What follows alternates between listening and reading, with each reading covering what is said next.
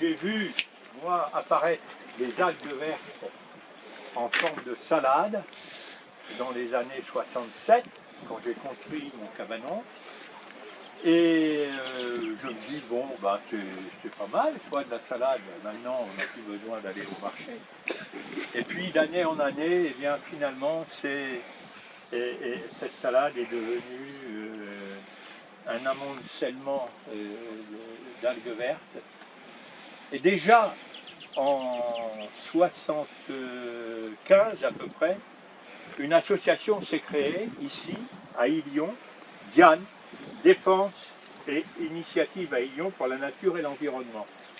Le monsieur qui s'occupait de ça, il est dans le bouquin là d'ailleurs, il était directeur du littoral. Et en fait ses patrons lui ont dit maintenant vous arrêtez, il ne faut pas s'occuper de pourquoi il y a des algues vertes, occupez-vous de ramasser les sacs de plastique et ce qu'il y a comme déchets. Et donc du coup, ben, Diane a disparu, s'est transformée à la fin d'ailleurs pour devenir Vivarmor. Hein. Et donc avec notamment le gars de la crêperie, M. Alano, là, qui s'occupait. Donc voilà. Et en 2000, c'est créé, parce qu'il y avait trop d'algues vertes, c'est créé l'association Halte aux Marées Vertes. Et comme j'avais une grande gueule, bah, du coup on m'a demandé d'être le président. Voilà. Et maintenant, je suis en train de laisser la place à d'autres.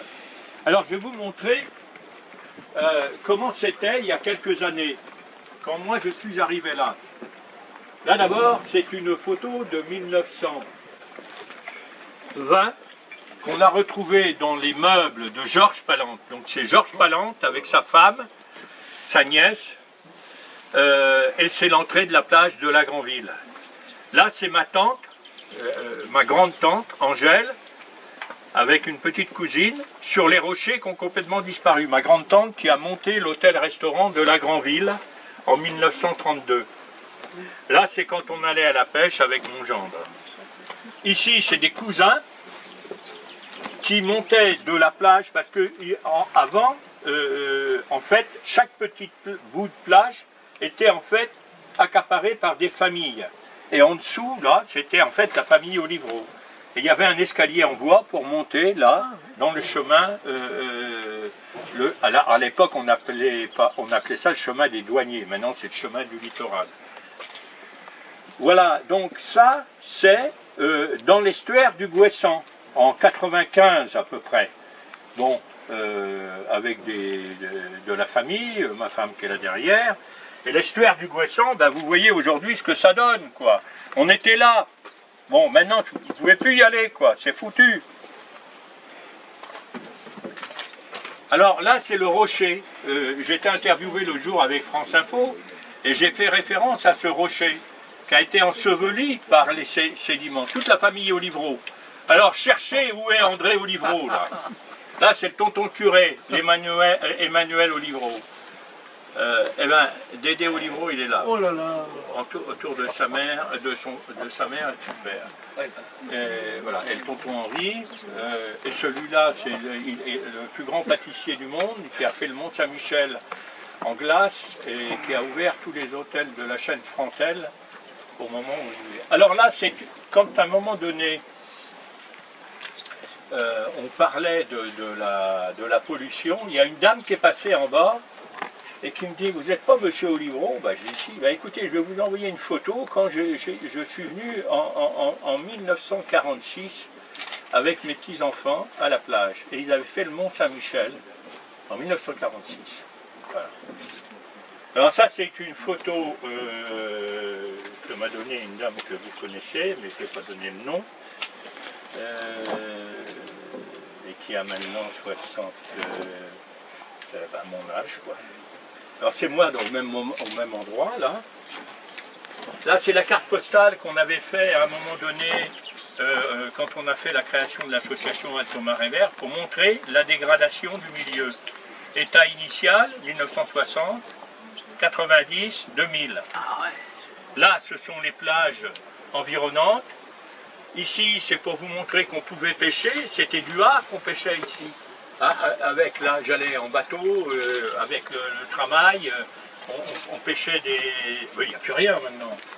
Là, c'est du côté de la plage de comment... là, derrière, je ne sais plus le nom. Bon, alors maintenant, il y a le rocher, là. Il n'y a plus que la pointe qu'on voit. C'est complètement envahi. Voilà, alors il y a plein de photos qui montrent la dégradation du milieu. On voit la chapelle Saint-Maurice aussi, ici.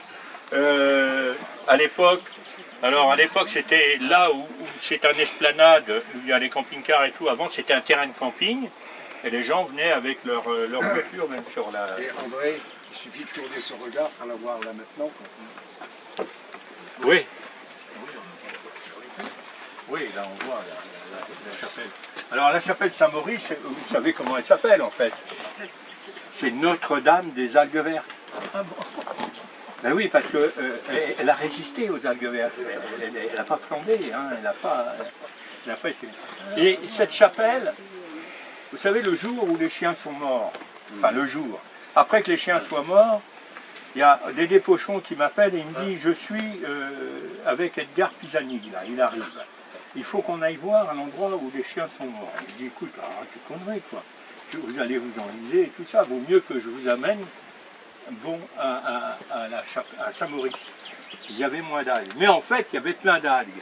Et quand il est arrivé là, il s'est mis à pleurer, Edgar Pisani. Lui, le ministre de l'Agriculture, qui avait signé les décrets pour l'intensivité de l'agrochimie, l'agro-business.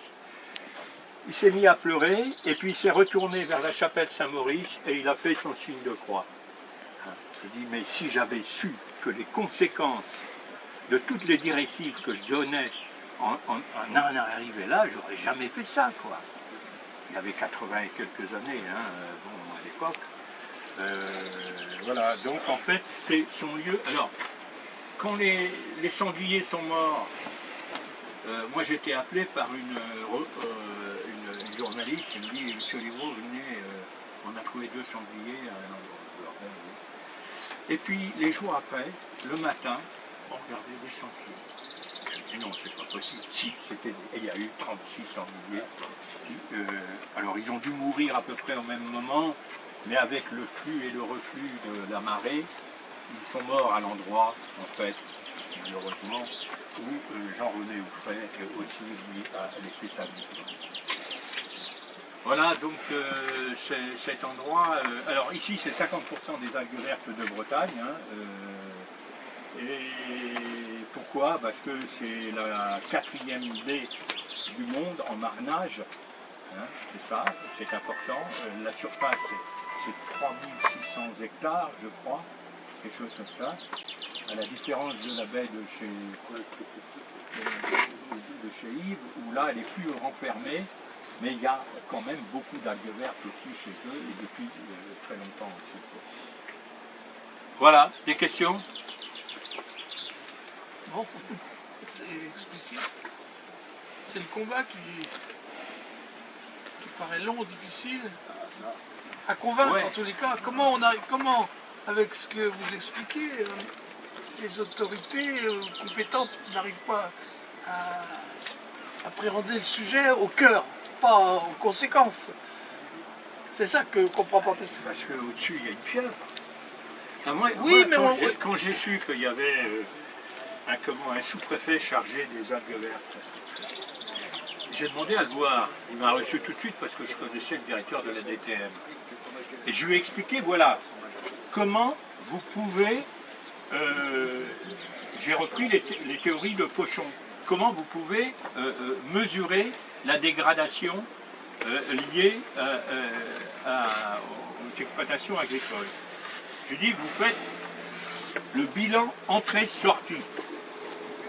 Combien d'engrais je mets dans mon exploitation, combien d'animaux j'ai, et donc, en conséquence, combien d'azote je dois avoir. Je dis oui, bien sûr. Mais si je fais ça, c'est la révolution, il m'a dit.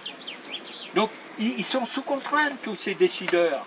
Le problème, et c'est Delphine Bateau qui l'a dit, vous savez, ce plan algues vertes, quand il a été décidé, En 2010, il s'est mis en application et au bout de 3 ans, si les mesures volontaires pour améliorer la qualité de l'eau n'étaient pas performantes ou ne donnaient pas de résultats, il fallait que ces mesures volontaires deviennent des mesures coercitives, obligatoires. À ce moment-là, Delphine Batho, ministre de l'écologie, s'est adressé au préfet de région. Le préfet de région, il a appelé à l'époque Hollande, à l'Élysée, et il dit non, rideau, moi je veux pas de merde en fait, entre guillemets, avec le pouvoir agroalimentaire. Donc en fait, ça c'est terminé. Oui, Ce qu'il faut rappeler, c'est qu'on sait comment faire. Seulement, il faut des décisions politiques courageuses.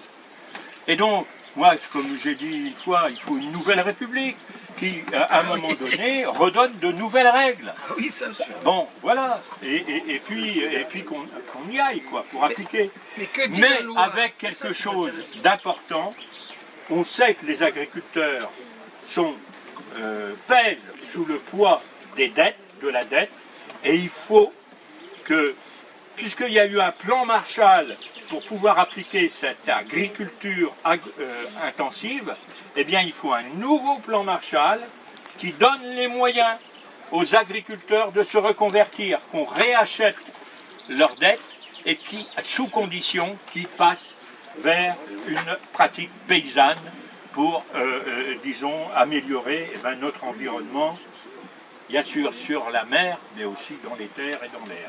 Mais ça, c'est dans l'application et c'est des décisions politiques. Mais que dit la loi? La loi, elle doit bien dire quelque chose. Moi, je ne connais pas le sujet. Hein. Je connais d'autres sujets. Mais la loi, elle s'applique à tout le monde en cas de pollution. Oui. À tout le monde. Oui. Il y a, même si on a bien vu que même un président de la République peut se retrouver condamné. Mais là, si tous les acteurs qui essayent de sortir du sujet en faisant des rustines, c'est pas ça. Que dit la loi? Qu'est-ce qui les oblige à traiter un sujet qui est... Il faut amener la preuve, évidemment, que c'est dangereux. Mais c'est là, tout est là. Un juge, normalement, il applique la loi, il n'est pas là pour voir si le gouvernement avait raison ou s'il n'avait pas raison. C'est la loi qui doit trancher. Et que dit la loi? C'est ça qui m'intéresse. Quels sont les jugements? Il y a plusieurs lois. Le problème, il est là. Et il y a une politologue, Magali Bourblanc, qui un jour a demandé à me voir, il y a 4-5 ans, et elle a fait une étude sur justement toutes les lois qui concourent à la gestion du patrimoine, de l'eau, de la terre, et ainsi de suite. En fait, il y a toute une série de réglementations qui sont contradictoires au bout du compte, et qui fait que, eh bien, quelqu'un qui pollue passe à travers les mailles, parce qu'il y a toujours une bonne raison pour que ce qu'il fasse, eh bien, c'est correct. Vous voyez? Et le problème de fond, c'est d'en revenir au truc essentiel, c'est la loi. Nous, on a gagné en 2009, Thomas Revert a gagné le procès. Il ne doit pas y avoir plus de 5 à 10 mg de nitrate dans l'eau des rivières. Bon, c'est ça. Or, aujourd'hui, il y en a 35. Ça a baissé par rapport à avant. Donc, le problème, c'est le politique, le président de la République, le président de l'exécutif dit, bah non, c'est pas bon, donc on met des contraintes. Mais c'est ça. Oui, mais c'est pas lui qui fait la loi. La loi, elle est faite par nos élus. Nos élus, ils font des règles et ça s'applique à tout le monde. Aux citoyens comme aux administrations, comme aux préfets, comme au président de la République. C'est ça que je ne comprends pas. Parce que c'est les conséquences, les règlements. Un règlement, ça peut ne pas être conforme à la loi. C'est la loi qui prime. Et la loi, c'est les juges qui décident, c'est pas le président de la République.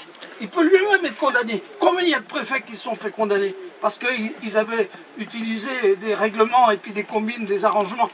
Non, c'est la loi, elle est là pour tout le monde. Je ne comprends pas qu'un truc comme... À partir du moment où on a prouvé que c'était dangereux, qu'il y avait un problème, comment ça se fait que les juges ne prennent pas ça pour dire, voilà la loi, il y a d'abord la loi française, mais il y a aussi des règles, des lois européennes. Bon, je suis sûr qu'en fouillant bien, il doit y avoir quand même des éléments juridiques qui imposent de traiter le problème à la racine, pas simplement de dire on va traiter dans 10 ans, 20 ans, 30 ans, c'est pas possible. Moi, ça me dépasse là. C'est ça que je trouve. C'est la situation dans laquelle on est.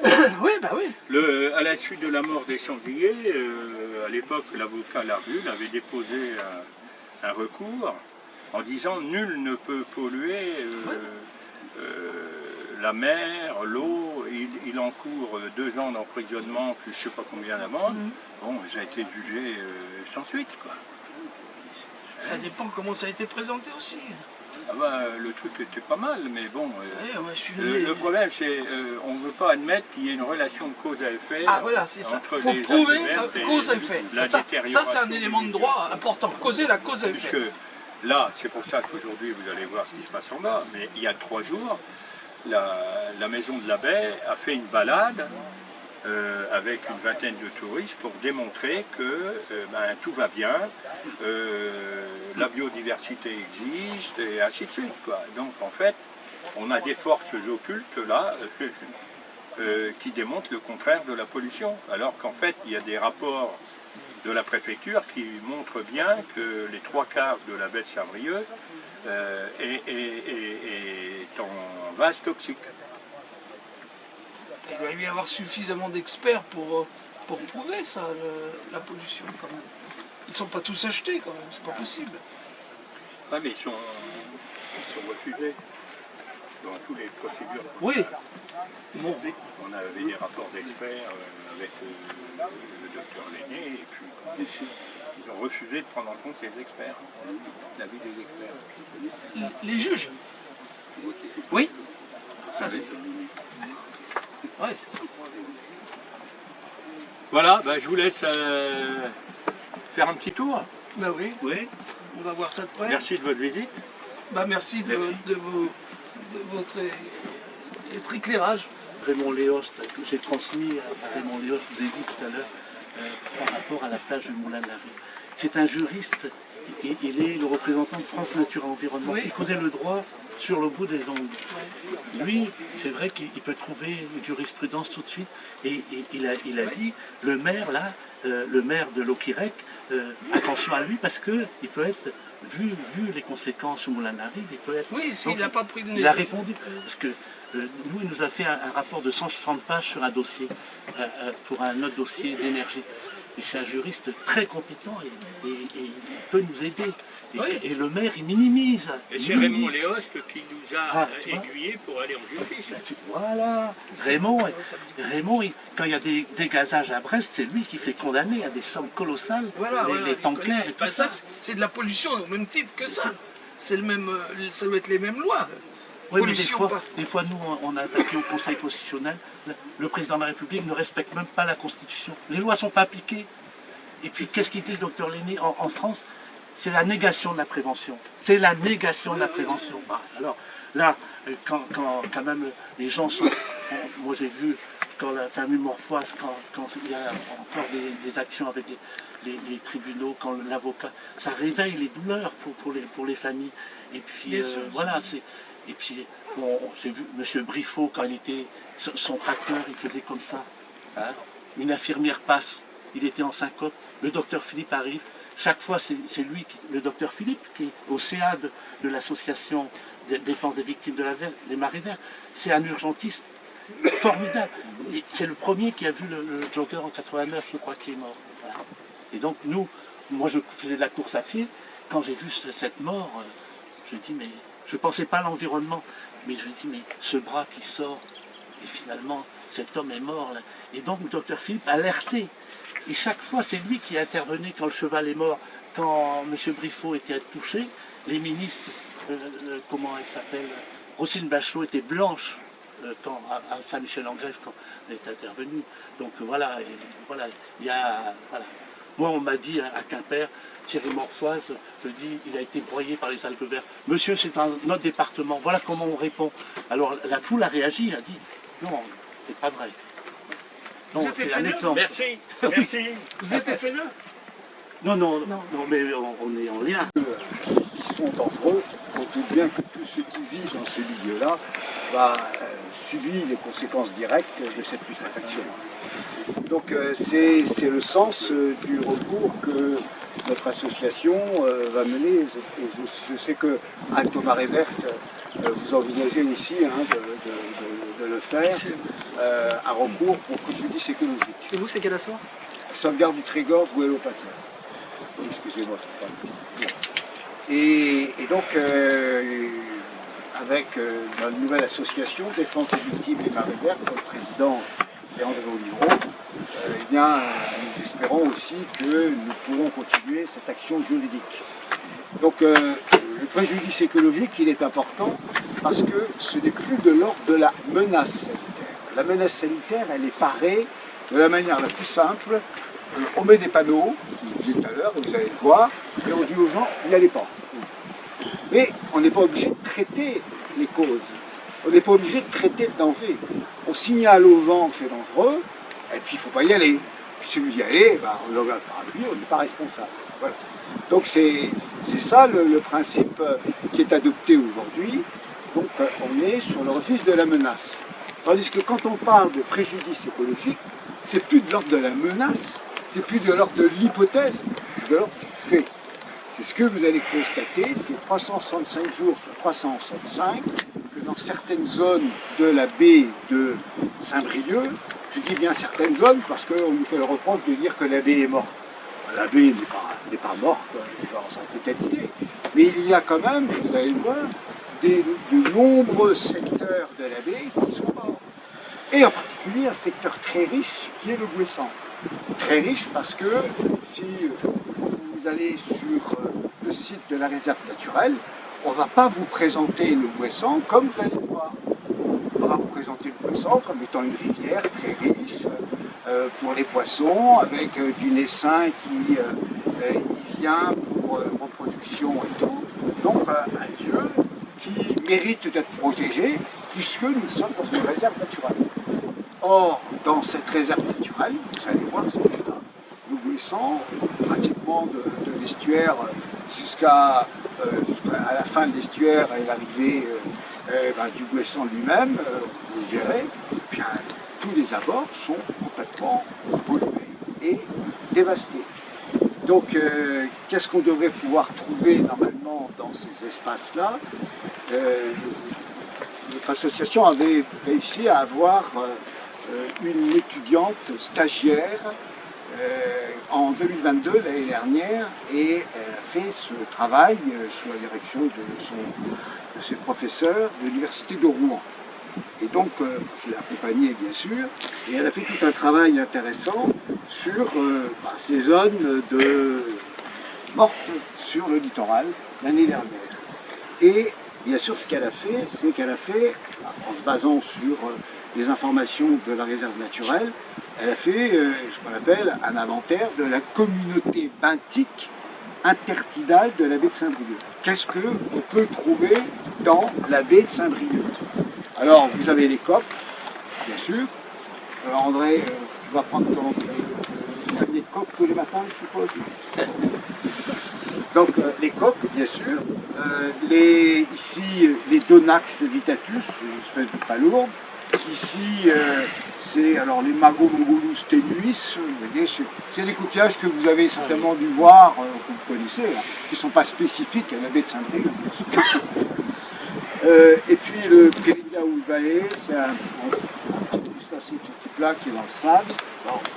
Et ici, un autre d'Amélie Branche, hein, le Scrobicularga flana, ça fait très bien, je suis savant. Bon, voilà, donc vous les voyez ici. Et ça, c'est le côté mollusque d'Amélie Branche. Maintenant, il y a le côté polychète. Et les anélies polychètes se divisent en deux groupes, les sédentaires et les errants. Alors, parmi tout cela, vous avez donc deux arénicoles, c'est-à-dire des vers qui vivent dans le sable et dans la vase. Vous avez ce qu'on appelle la gravette, Nephitis onvergii, et puis Arenicola marina, qui est ce qu'on appelle en breton Richion de le galop, en breton on l'appelle le bisouk. Bon, d'accord. Donc tout ça c'est des animaux qui vivent normalement dans ces milieux-là. Bon, ensuite vous avez autre... Comment? Il n'y en a plus là. Il n'y en a plus. Les coqs non plus. Alors, des coqs, on en trouve un petit peu plus. Mais vous allez voir... Pas ici, pas là. Ben, pas ici. Voilà. L'anecdote des coqs, c'est qu'il y a 3 ou 4 ans, quand on a fait l'inventaire du littoral avec un huissier de justice, Oui. avec Alain aussi, tout d'un coup on voit une petite mémère en vélo qui arrive à la plage de la Grandville. Nous on était sur le chemin des douaniers, et puis moi j'ai pris mon haut-parleur, j'ai dit mais vous allez quoi, arrêtez. En fait elle allait à la pêche au coq, et la petite mémère elle venait de Moncontour en vélo, et ça faisait 15 ans ou 20 ans qu'elle n'était pas venue, et puis là elle avait décidé d'aller à la pêche au coq. C'était farfelu quoi, cette affaire-là. Et bon, il n'y avait aucun écriteau pour prévenir qu'il y avait des dangers. C'est ça que je dis. Et donc c'était un lieu où on pêchait des coqs auparavant. Quoi. Alors autrement, en mollusques, vous avez d'autres espèces là qu'on doit trouver et tout. Et bien sûr, voilà la zone des prélèvements qui ont été faits en 2022. Voilà, c'est dans ce secteur-là que nous avons fait des prélèvements. Donc vous voyez, c'est assez haut dans le littoral, mais c'est aussi assez bas. Et c'est là qu'on a pratiqué ce qui est le protocole classique. On délimite 1 mètre carré sur le sable, et puis dans ce mètre carré, on creuse, et puis on regarde qu'est-ce qu'il y a comme espèce, et combien d'individus par espèce. Et puis on fait le bilan. Et on fait le bilan, et puis on voit si le milieu se porte bien ou se porte pas bien. Et là, dans la plupart des endroits, des carottages qu'on a pu faire, il y avait 0 espèce. Des fois, on trouvait quand même celle qui est la plus résistante, c'est la fameuse gravette. Alors, elle, on la trouve dans les parties qui commencent à être lavées à la surface du sédiment. Elles commencent à être un petit peu lavées et puis hop, elles reviennent. Et ce sont ces vers-là, avec les branches ici, qui sont bien sûr le repas des oiseaux. Et donc normalement dans cette zone-là, c'est une zone qui devrait être très riche en oiseaux. Or là, vous voyez quelques flamipèdes, des fois des goélands, mais vous ne voyez pas d'oiseaux qui picorent dans le sable, parce qu'il n'y a plus rien à picorer. En plus, ils picoraient du l'hydrogène sulfureux. Donc voilà, alors ce qui a été reproché mais c'est ma responsabilité aussi, ce qui a été reproché à l'étudiante quand elle a soutenu sa thèse, c'est qu'elle aurait dû, et ce sera l'objet d'un autre travail, notre étude, elle aurait dû faire des zones plus larges, c'est-à-dire faire des prospections bien plus loin. C'est moi qui l'ai dit, il faut se concentrer dans ce secteur-là, parce que c'est là que c'est le plus marqué. Et donc il faudra que la prochaine fois, on refera la même chose, eh bien, on étende les zones et qu'on aille jusqu'à la pointe, et pourquoi pas aller de l'autre côté, de l'estuaire du Fignac. Bon. Voilà, donc elle n'est pas complète, mais c'est un travail important qui a été fait et qui démontre que la produit en justice, qui démontre que la situation n'est pas brillante. Voilà. C'est ça que vous allez vous rendre compte. Alors, elle l'a fait, elle était équipée de masques et tout. Elle n'a pas eu à utiliser le masque parce que c'était là et elle allait dans les secteurs qui n'étaient pas dangereux au point où on pouvait en mourir. C'est ces secteurs-là que je vais vous faire voir. Mais ce n'est pas parce que c'est des secteurs qui ne sont pas dangereux mortellement pour l'homme que ça ne signifie pas qu'ils sont inoffensifs pour la faune et la flore qui vivent. Et là, vous verrez qu'il n'y a pas besoin d'avoir des doses d'hydrogène sulfuré très fortes pour que la faune et la flore disparaissent complètement dans ces espaces. En fait, ne vit dans ces milieux que les bactéries sulfato-réductrices. Ce sont celles qui décomposent la matière organique. Et donc, ces bactéries sulfato-réductrices, elles mangent l'oxygène, et donc non seulement il y a l'effet d'hydrogène sulfuré, mais il y a l'effet aussi d'anoxie du milieu. Le milieu est complètement privé d'oxygène. Donc il n'y a aucune chance pour que des espèces puissent vivre dans ces conditions-là. Alors il faut savoir que même sans pourrir, les algues qui sont dans la baie, là, alors c'est des études qui ont été faites, hein, les algues qui sont dans la baie en très grand nombre finissent elles aussi par voler l'oxygène et ont un impact sur la faune et en particulier sur les poissons. Alors les poissons, qu'est-ce qu'ils font? Ils sont bons, évidemment. Et donc vous avez là pendant des périodes non pas d'échouage, mais quand les algues sont en pleine mer, vous avez une répercussion sur la faune et la flore. Voilà. Donc c'est pas seulement les algues qui échouent, c'est aussi les algues qui sont en pleine mer. C'est un exemple aussi, un fonctionnaire de l'OFB à Brest, en fait, il a dit, finalement, on ne parle pas de Brest, la rade, mais la rade est touchée, il n'y a pas de houle ici, mais la rade est touchée, le vivant est touché. Donc c'est un fonctionnaire de l'OFB qui l'a dit. Et il y a eu un article dans la presse, je crois que c'est dans Ouest France, un article... Tu fais bien de rappeler ça. Parce que on peut le contacter justement et voir pour le préjudice écologique, sur Brest aussi, et toutes les régions. Il y en a aussi dans le Léon, au Dossène. Moi je parle pour le Finistère, parce que... Et Douarnenez, on a manifesté à Fouesnant. Donc les associations, ils peuvent se lier, et donc côté Finistère, avec Bretagne Vivante par exemple, ils m'ont dit l'autre jour sur le marché de Morlaix, quand je distribue les bulletins, ils m'ont dit, Jean-Yves, on est prêt à aller éventuellement pour préjudice écologique. Donc il y a des contacts qui se font, et comme Yves-Marie a un contact avec des avocats à Paris déjà, les dossiers sont ficelés, on sent que les juges vont dans le sens des associations, donc il faut continuer à travailler et bien faire nos dossiers. Voilà.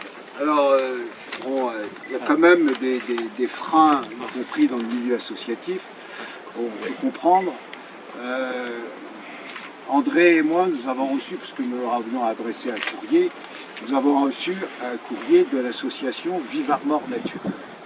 Vive Armor Nature co-gère la réserve naturelle. Et nous avons déjà contacté la réserve naturelle en leur disant qu'est-ce que vous faites devant cette situation. Alors ils ont répondu que oui, ça posait un problème, les marées vertes, mais finalement que le problème n'était pas si important que ça et si grave que ça. Voilà, ils ont toujours minimisé. On a commencé à les saisir en 2016 après la mort de Jean-René Offray.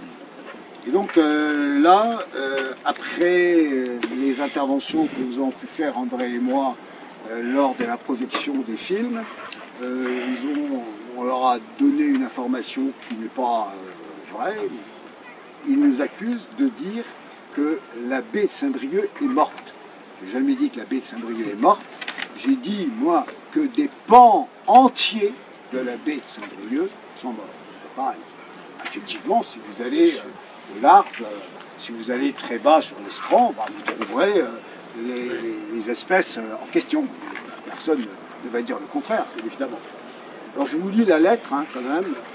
Donc c'est adressé à André et à moi. Dans votre courrier du 10 janvier 2023, vous interpellez sur le bilan écologique de la réserve naturelle nationale de la baie de Saint-Brieuc. Notre réponse co-signée des deux co-gestionnaires de la réserve naturelle nationale de la baie de Saint-Brieuc nous invitait à une réunion d'échange et une visite de terrain. Alors on était invités et on avait dit on différera ça après la saison marée verte. Sauf correspondance en transit à ce jour, nous déplorons de ne pas avoir reçu de réponse de votre part à cette invitation. Nous répondrons à cette invitation et on verra ce qu'il en est. Je rappelle quand même que j'avais demandé à participer à une étude qu'ils ont faite sur l'impact des marées vertes dans le cadre d'une science participative. On a décliné ma demande. On a dit non, on n'a pas besoin de vous. Je leur aurais montré ces zones-là. Bon. Dans les médias et lors des échanges faisant suite aux avant-premières organisées dans le cadre de la sortie du film Les algues vertes, vous continuez de présenter la baie comme morte en pointant le rôle de gestionnaire de la réserve naturelle dans ce bilan écologique que vous dressez. Bien sûr, on demande, mais pourquoi vous ne réagissez pas, puisque vous êtes co-gestionnaire de la réserve naturelle. S'il est indéniable que les conditions sanitaires de certains secteurs limités de l'estran sont aujourd'hui très dégradées, nous ne partageons pas votre diagnostic global d'une baie morte. Donc il y a une reconnaissance quand même du secteur très dégradé. Mais ils considèrent que c'est limité, c'est pas grand-chose. Hein. Alors vous allez voir que si c'est grand-chose, et que l'inventaire que nous avons fait nous, ben, ils ne l'ont pas fait dans les mêmes endroits que nous.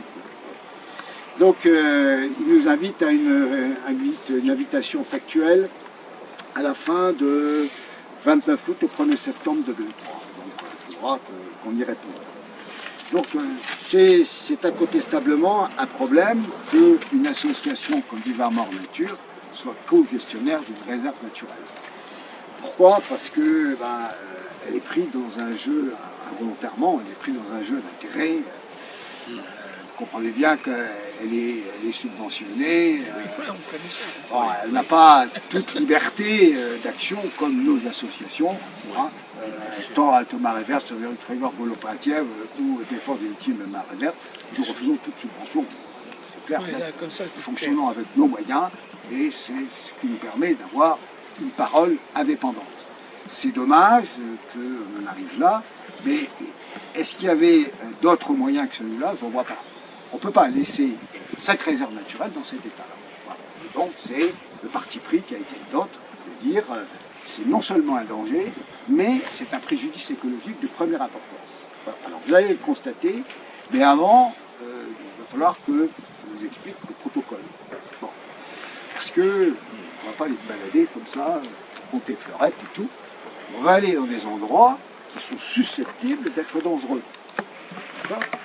Donc il y aurait le moyen de dire est-ce qu'il y a des candidats au suicide, on y va tous, vous vous rendez compte, 20, on est une dizaine de personnes là, hein, suicidées et tout, morts des marées vertes. Là les journaux ils font la première page, ils font le tour du monde. Bon alors je pense quand même qu'il n'y a pas trop de candidats au suicide, bon pas moi en tout cas, donc on va prendre nos précautions. Alors comment on va prendre nos précautions? Je vais vous l'expliquer. D'abord, savoir que on ne va pas sur ces lieux-là sans un petit appareil qui s'appelle un détecteur de gaz, hydrogène sulfuré. Voilà. Donc ce petit détecteur va me donner la concentration dans l'air d'hydrogène sulfuré. Et vous avez bien compris que la concentration dans l'air d'hydrogène sulfuré, elle varie, et plus la concentration est forte, et plus les risques pour la santé sont dangereux. Alors, cet appareil, bien sûr, je le dispose dans les sédiments qui sont chargés d'hydrogène sulfuré. Pose problème directement, les algues fraîches, ce sont les résidus de la putréfaction des algues qui s'infiltrent dans le sable, s'infiltrent dans la vase et qui tuent tout dans les habitats de ces espèces et qui constituent un danger à forte concentration. Voilà. Donc cet petit appareil permet de mesurer les dangers. Alors celui-là, je le mets à la botte. C'est André qui m'a expliqué ça. C'est le principe des éboueurs. Parce que qui sait qu'il y a besoin de ces appareils? Les éboueurs. Et puis également, bien sûr, les personnes qui travaillent sur les stations, sur les centres d'exploitation pétrolière. Les égoutiers. Et Les égoutiers. oui, pardon. Oui. Les égoutiers. Merci Gilles. Parce qu'on est... Les éboueurs, peut-être. C'est parce que j'écoute bien. Oui, c'était pour essayer de voir si t'écoutais bien, tu comprends. Non mais c'est très bien, il faut corriger quand je divague. Bon, c'est les égoutiers. Hein. Bon, les éboueurs peut-être aussi. À l'Aulnay-Atlantique, ils en ont aussi. Ah oui. À la force des choses, parce que c'est là qu'ils envoient les algues qui sont traitées. Donc, c'est pas dur, je le mets en route, et vous allez voir 3 chiffres. C'est important. Alors vous allez voir vite, si vous pouvez le voir, parce que ça s'efface rapidement. Vous allez avoir 10, 20 et 100. 10, ça signifie que c'est la concentration en ppm. Je vais vous expliquer ce que c'est des ppm. C'est une mesure de concentration d'hydrogène sulfuré dans l'air, hein, ou dans un milieu quelconque. Eh bien, à 10, vous avez un premier signal sonore. Ça signifie, pour un égoutier par exemple, qu'il doit être en alerte. il y a de l'hydrogène sulfuré dans les parages. Voilà. Et l'hydrogène sulfuré, c'est classé gaz toxique violent. Voilà le sigle de l'hydrogène sulfuré. Nous avions demandé à l'ARS de mettre ces panneaux là où il y avait de l'hydrogène sulfuré. En 2019. Vous avez compris qu'ils n'étaient pas d'accord. Alors je les ai textés, je leur disais, mais pourquoi? Regarde ça, c'est pas très bien. Effectivement, le moins qu'on puisse dire, c'est que ça fait peur. Donc ces panneaux avaient été rédigés en 2016, après la mort de Jean-René Offray, par nos deux associations, avec Alto-Marée Verte, c'est pour ça que vous avez les deux sites.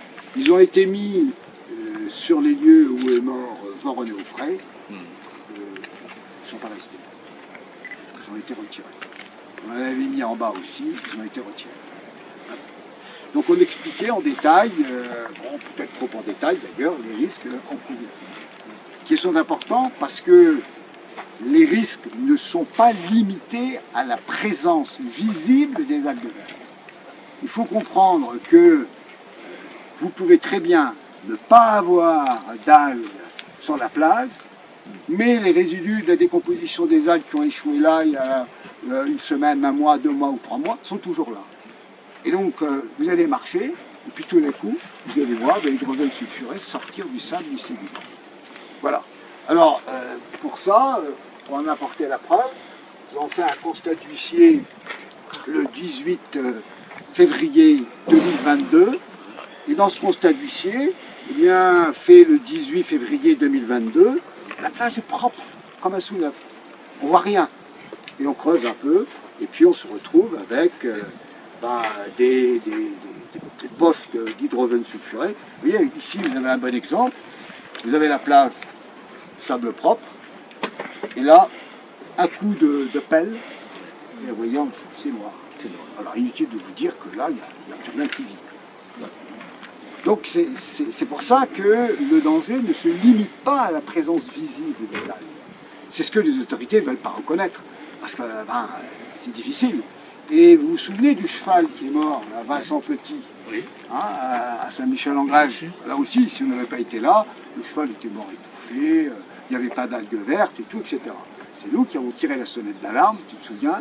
Bien sûr, bien sûr. Qui était là, et puis on a alerté la presse avec Pierre Philippe. Pierre Philippe, le docteur. Bon, donc urgentiste. le cavalier, il a dit comme ça, il n'y a encore pas tellement longtemps, il y a 2 ans, quand il a cité un débat sur un documentaire qui s'appelait Bretagne, terre sacrifiée, il a dit comme ça, je tombais dans un piège.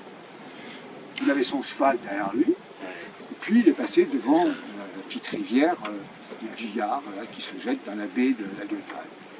Tout d'un coup, il est descendu d'un étage. Il y avait sur le sable 3 bouts de goémon, et en dessous, le sable. Il y avait une masse énorme d'algues en putréfaction.